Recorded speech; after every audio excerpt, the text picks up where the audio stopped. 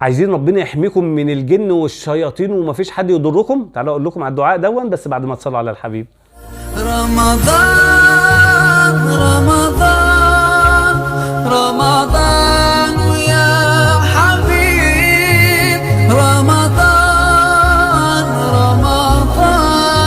السلام عليكم ورحمة الله وبركاته. سيدنا النبي صلى الله عليه وسلم كان ماشي في ليلة مظلمة، فتجمعت الشياطين حواليه وكان منهم واحد ماسك شعلة وعايز يحرق بيها وش النبي صلى الله عليه وسلم. مين هيتدخل؟ طبعا سيدنا جبريل. فقال له: يا محمد قل أعوذ بكلمات الله التامة من شر ما خلق وذرأ وبرأ، ومن شر ما ينزل من السماء، ومن شر ما يعرج فيها، ومن شر فتنتي الليل والنهار، ومن شر كل طارق إلا طارقا يطرق بخير. ونارهم اتطفت وربنا هزمهم. إن تنصروا الله ينصركم. تاني دعاء: أعوذ بالله من الشيطان الرجيم من همزه ونفخه ونفثه. الهمز اللي هي الوسوسة، والنفخ كبرياءه، والنفس الكلام السيء.